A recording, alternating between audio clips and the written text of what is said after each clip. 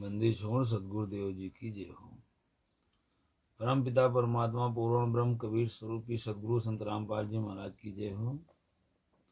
सभी भक्त आत्माओं को मुझ बिंदु दास का सत्सा है। मैं उत्तर प्रदेश के जिला उन्नाव से हूँ। दास का मोबाइल नंबर 7126818535 सत्सा है। भगत भाइयों, ये ज्ञान अमृत एवं षड्यंत्र का विष नामक पुस्तक है। ये बिहार के सीनियर एडवोकेट शशि भूषण जी के द्वारा लिखित पुस्तक है। इस पुस्तक में संत रामपाल जी महाराज के ऊपर सभी केसों का सरल भाषा में रूपांतरित किया हुआ है। और ये जितने भी राष्ट्रीय समाज सेवा समिति है या साध संगति है या संजय पवन जो भी है, उन सब के बारे में इसमें पूर्ण खुलासा है। तो आज हम यहाँ अमित भगत जी के पास आए हैं और हम लोग कुछ आपस में चर्चा करेंगे। भगत भाइयों, तो भगत जी, जैसे कि आजकल जितने भी आश्रम बने हुए हैं, यहाँ पे हमारे बहुत से भोले भाले भाई बहन जाते हैं और इनके साथ बहुत ही नाजायज होता है, बहुत गलत होता है। और फिर भी किस प्रकार से भोली भाले आत्माओं को आश्रम में बुला करके, ये क्या कारण है कि भोली भाले जनता को आश्रम में बुलाते हैं? क्या संत रामपाल जी महाराज आश्रम में हैं? क्या है, कैसे क्या है? सच साहेब भगत भाइयों, मेरा नाम अमित दास, उत्तर प्रदेश के उन्नाव जिला से। दास का मोबाइल नंबर 8141394246 है।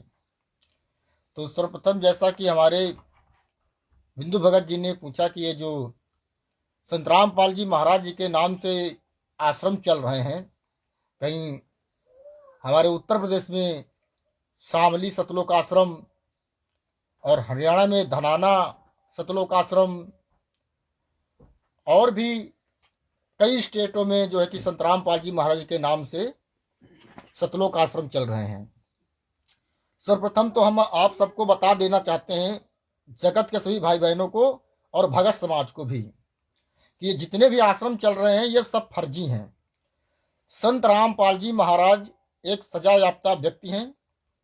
इनके नाम से पहली बात तो कोई कहीं पर किसी भी प्रकार का प्रोग्राम नहीं कर सकता है, ना ही तो किसी प्रकार की नाम दीक्षा दी जा सकती है इनके नाम की, और ना ही कोई आश्रम बनाया जा सकता है। क्योंकि संत रामपाल जी महाराज जी के ऊपर साश्रम मरते दम तक आजीवन कारावास का केस लगा हुआ है। आजीवन कारावास की सजा काट रहे हैं हिसार जेल नंबर 2 में।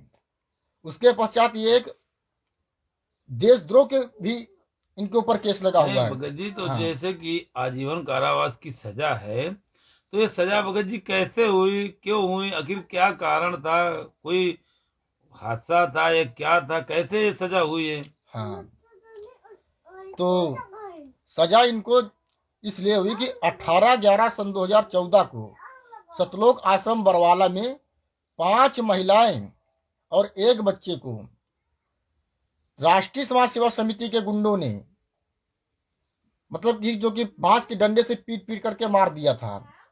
और वो जो मारने वाले थे संत रामपाल जी महाराज जी के सगे भाई महेंद्र उर्फ मोहनलाल, उनका बड़ा बेटा मनोज, उनका बड़ा बेटा विजेंद्र, उनका छोटा बेटा वे मनोज, और इनका भतीजा अमित, इनकी बहन राजबाला, पुरुषोत्तम, राम कुमार ढाका, इन्हीं के सब सगे संबंधी लोगों ने उन 5 महिलाएं 1 बच्चे को जान से खत्म कर दिया। और ये केस जो है, उनकी हत्या का जो दोष है, वो संत रामपाल जी महाराज के ऊपर लगा दिया। और अच्छा, तो भगत जी ये बताओ मैं कि क्या कारण था कि भगत जी संत रामपाल जी महाराज के बच्चों का, और तो आपने बताया कि इनका भाई, इनके बच्चे, भतीजे, पत्नी, आखिर ये इनके परिवार के ही लोग क्यों संत रामपाल जी महाराज के साथ ऐसा करना चाहते थे? हाँ, संत रामपाल जी महाराज के साथ इन लोगों ने इसलिए किया क्योंकि ये सब भक्ति के पुजारी नहीं थे, ये सारे के सारे माया के पुजारी थे। इनको सतलोक आश्रम के अंदर जिस समय हमारे संत रामपाल जी महाराज जी वहां पर सत्संग किया करते थे, अपने शिष्यों को जो है अमृत वचन सुनाया करते थे कबीर परमात्मा के, इन लोगों को ये देखा कि वहां पर भगत भारी संख्या में आने लगे और दान अधिक मात्रा में आने लगा। उसको जो है कि अपने को कब्जे में लेने के लिए, अपने ऐसो आराम करने के लिए, क्योंकि संत रामपाल जी महाराज जी कहते थे कि मेरे सिवा कोई गुरु नहीं बन सकता है। और ये इनका छोटा भाई महेंद्र ये कहता था कि मुझे जो है कुछ बता दीजिए अलग से, कि मैं भी अपना अलग से एक आश्रम खोल लूँ, मैं भी लोगों को ये ज्ञान देने लगूं और मेरा भी जो है कि एक प्रकार से दुकान चलने लगे। ये संत रामपाल जी महाराज जी को, क्योंकि उनको पता था ऐसा करने से हमारे बच्चों के कर्म फूटेंगे, समाज का जो है कि कल्याण नहीं होगा।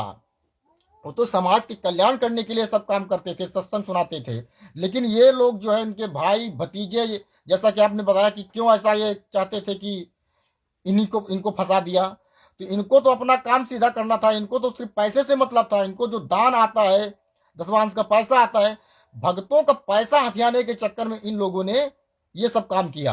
तो ये लोग भगत जी पैसे के लिए जो है कि अपने पति को, अपने बाप को, अपने गुरु को जेल में भेज दिया। तो भगत जी ये कहाँ से कैसा इनका रिश्ता था पिता पुत्र का, तो भगवान जाने। ये तो सारे माया के पुजारी थे। तो भगत जी अभी जैसे कि संत रामपाल जी महाराज जेल में हैं, तो जो लोग वहाँ आश्रम में जाते हैं तो वहाँ पे क्या ये लोग उनके साथ क्या बर्ताव करते हैं? क्या संत रामपाल जी महाराज से कोई इनको लाभ या कोई किसी प्रकार का हानि क्या हो सकता है? वहाँ जाने क्या मतलब है? एक तो भगत समाज, एक तो भगत जी अंधा हो चुका है। ये अपने गुरु के वचन सुन करके भी उन वचनों पर नहीं चलता है। हमारे संत रामपाल जी महाराज जी अपने सत्संग बताते हैं कि जहां पर गुरु हो, जहां पर दास हो, वहां पर जाओ। वहां जा करके अगर आप गुरु के दर्शन करते हो, अर्थात मेरे दर्शन करते हो, मेरे वचन सुनने को मिले, साक्षात मेरे दर्शन हो, तो वहां पर जाने से आपको लाभ मिलेगा। जैसे कि सत्संग में बताया गुरु जी ने कि कल को पता चले जब मैं यहाँ से चला जाऊं और लोग यहाँ पर आए कि यहाँ पर आश्रम बना था, यहाँ हलवा बनता था, यहाँ पर गुरु जी बैठ के, संत रामपाल जी महाराज जी बैठ के यहाँ सत्संग सुनाते थे, तो फिर ये वाला लाभ वहां पर उसको नहीं मिलेगा। वहां पर कुछ नहीं है, लाभ तो वही जब मिलेगा जब मैं उसको वहां पर मिलूंगा तब। इसलिए वहां पर जाना व्यर्थ है।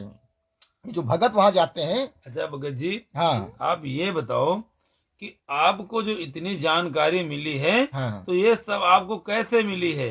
हाँ भगत भाइयों, ये सब जानकारी हमको इस पुस्तक के माध्यम से और हमारे गुरु जी के द्वारा, ये पुस्तक ज्ञान अमृत एवं षड्यंत्र का विश्राम पुस्तक है, और हमारे गुरु जी ने जो प्रवचन किए, जो सत्संग किए, उन सत्संगों के आधार से हुई है। और ये पुस्तक ज्ञान अमृत एवं षड्यंत्र का विश्राम पुस्तक, जिसको बिहार के सीनियर एडवोकेट श्री शशि भूषण सिंह जी के द्वारा परमात्मा ने लिखवाई है। इस पुस्तक में छुड़ानी धाम से लेकर के सन 2024 वर्तमान समय तक पूरे केसों का जो है कि जजमेंट दिया हुआ है। इस पुस्तक में कहने का मतलब आपका ये है कि इस पुस्तक में संत रामपाल जी महाराज के अमृत ज्ञान को भी दिया गया है और संत रामपाल जी महाराज के ऊपर हुए अत्याचार को भी खुलासा किया गया हुआ है। तो भगत जी आप ये बताओ कि आप जो है कि भगत जी अपने भाई बहनों को, भोली भाली आत्माओं को, परमात्मा के सभी बच्चों को आप क्या संदेश देना चाहते हो इस वीडियो के माध्यम से? हाँ, बंदी छोड़ के सभी भक्तों को मैं यही संदेश देना चाहता हूं कि अपने गुरु के ऊपर हुए अत्याचारों को जहां कहीं पर भी जाते हैं, चाहे आप सतलोक आश्रम में चले जाते हो, चाहे आप तिमिरदूत पवन ठग के पास जाते हो, चाहे आप संजय उर्फ नकली नानक देव के पास जाते हो, जहां कहीं पर भी आप लोग जाते हो, तो वहां पर संत रामपाल जी महाराज जी के ऊपर हुए अत्याचारों के बारे में उनसे जानकारी लें कि आखिरकार संत रामपाल जी महाराज जी जेल में क्यों हैं, किस लिए हैं, और उनको जेल जाने का क्या कारण है। और ये बात आप प्रमाण के तौर पर जजमेंट के अनुसार मांगिए, तभी आपको पता चलेगा कि ये बात क्या सही है। उनकी दंत कथाओं पर विश्वास ना करें, ऐसा था वैसा था, ऐसा हुआ तो ये जेल चले गए, नहीं, इन बातों पर विश्वास ना करें। आपको गुरु जी के साथ क्या हुआ उसको सही जानने के लिए कोर्ट का जजमेंट ही बता सकता है कि किसने गवाही दी, किस केस में गवाही दी, क्या केस लगे, ये आपको कोर्ट का जजमेंट ही बताएगा। तो इन ठीक है भगत जी, सच्चा हाँ। है। भगत भाइयों, मैं बिंदु दास उत्तर प्रदेश के जिला उन्नाव से मेरी मैं बात हाथ जोड़ करके सभी भगत भाइयों से, जगत भाइयों से, समस्त मानव प्राणियों से निवेदन करता हूँ कि ये मनुष्य जीवन का जो अंतिम समय चल रहा है और जो असंख्य ब्रह्मांडों के मालिक परम पिता परमात्मा पूर्ण ब्रह्म कबीर साहब, उन्हीं के अवतार संत रामपाल जी महाराज आज हम लोगों के कल्याण के लिए इस मृत लोक में आए हैं और हम लोग उस पूर्ण परमात्मा स्वरूपी संत रामपाल जी महाराज को न पहचान करके आज देसी घी का भोग लगाते हैं और अपने सुख के लिए आश्रम खोल करके जो फर्जी दुकानें चलाते हैं, इनको त्याग करके आप अंतिम समय में अपने इस मनुष्य जीवन का अंतिम लाभ अवश्य ले, अपने गुरु जी के साथ हुए अत्याचारों को जाने समझे और अपने गुरु जी के दुख में शामिल हों। क्योंकि हमारे पूज्य गुरुदेव संत रामपाल जी महाराज आज से लगभग 10 वर्ष हो गए हैं जेल में रहते रहते। आप लोग विचार करो, इतनी ठंड में हम लोग किस प्रकार से रजाई गद्दा सोटर सब ओढ़ बेढ़ करके अपने घरों में आग जला करके बैठते हैं। एक बार भी आप विचार करिए कि हमारे गुरु जी क्या रजाई मिलती है कि नहीं मिलती है, ठंड उनको लगती है कि नहीं लगती, क्या हालत, कितनी उम्र, कैसे है। तो आप लोग अगर अपने गुरु जी के बारे में जरा सा भी चिंता नहीं करोगे तो आप लोग अपने मूल कर्तव्य से भूल जाओगे और फिर भगत जी आपको बहुत ही दुख होगा और उस परमात्मा के आप दोषी हो जाओगे। इसलिए अपने गुरु को याद करो और अपने गुरु जी के वचनों को सुनो, समझो और ये पुस्तक ज्ञान अमृत एवं षड्यंत्र कबीर अवश्य पढ़ो, इसमें संपूर्ण जानकारी। वीरेंद्र दास जी को सत साहेब, नीरू बहन जी को सत सत साहेब, साहेब, सभी भक्तों को सत और साहेब। हाँ, हमारी बात पूरी नहीं हुई थी। अगर ये लोग आपको कोर्ट का जजमेंट नहीं देते हैं, चाहे वो राष्ट्रीय समाज सेवा समिति का कोई गुंडा हो, चाहे वो तिमिरदूत पवन ठग हो, चाहे संजय उर्फ नकली नानक देव हो, कोई भी हो, अगर गलत है, कोई भी हो, अगर चाहे जो कोई हाँ, पदाधिकारी हो या जो कोई भी आम कुछ भी हो, अगर गलत है तो गलत है। जो भी अगर आप लोगों को गुमराह करता है, जजमेंट देने से, गुरु संत रामपाल जी महाराज जी का जजमेंट देने से नानुकूर करता है, जजमेंट के अनुसार यदि वो सही जानकारी नहीं देता है तो जहां कहीं पर भी मिले, आप जजमेंट मांगते समय अगर आपको जजमेंट न दे तो उसको 100 जूता, कम से कम 100 जूता जरूर मारिए, उसको कम से कम 100 जूता जरूर मारिए। अगर आपने उसको 100 जूता नहीं मारा तो बेकार है, कम से कम 100 जूता जरूर मारो। तो मैं यही कहना चाहूंगा कि ये हत्यारे हैं, चाहे राष्ट्रीय समाज सेवा समिति के गुंडे हों, चाहे नकली उर्फ नानक देव हो, चाहे पवन ठग तिमिरदूत, इन्हीं गुंडों ने, इन दोनों गुंडों ने बहुत अहम भूमिका निभाई बरवाला कांड में, संत रामपाल जी महाराज को फंसाने में। अगर ये दोनों गुंडों को पूरी जानकारी है, पूरी सच्चाई है, अगर ये दोनों गुंडे आज भी वर्तमान समय अगर हिसार जेल नंबर 2 में जाकर के जज साहब के पास प्रशासन को अपनी सच्चाई बता दे और तो अपना गुनाह कबूल कर ले। अपना गुनाह अगर ये कबूल कर ले तो हमारे संत रामपाल जी महाराज जी कल के कल जेल से रिहा हो जाएंगे। एक वो था जो लाठी डंडा सप्लाई करता था और एक दूसरा था जो काले कमांडो को ट्रेनिंग करता था। ये तिमिरदूत पवन ठग ये मुख्य कमांडो था। हमारे भाई बहन इसको इस प्रकार से मानते हैं कि अपने गुरु को भूल करके स्वयं इसको गुरु बना लिया। देख पवन, तिमिरदूत पवन ठग, तेरे लिए ये उन्नाव से अमित दास और बिंदु दास हम लोग जूता लिए बैठे हैं। जहां कहीं पर टकरा गया, किसी रास्ते मिल गया, इतने जूते मारेंगे तो बचे कुचे बाल जिंदगी भर कभी जगेंगे नहीं। इतना बड़ा गुनहगार है तू, हम सब का, पूरे मानव समाज का तू गुनहगार है, ये समझ ले। इतने जूते मारेंगे तेरे ऊपर ना, बचे कुचे बाल कभी जिंदगी में वापस नहीं आएंगे। बहुत भोग लगा रहा है ना, अच्छा हलवा खा रहा है, अच्छे मजे ले रहा है। मूर्ख संगत तेरे पीछे लगी है, इस संगत का भी बुरा हाल होगा। तेरे साथ इस संगत का भी बुरा हाल होगा। जितने साथ संगति वाले हैं सबका सर्वनाश होगा, याद रखो।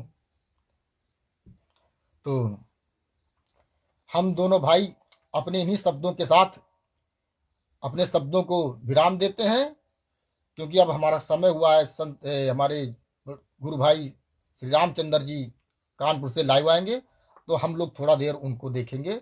सत साहेब बंदी छोड़ सतगुरु संत रामपाल जी महाराज की जय हो। सत साहेब। सत साहेब।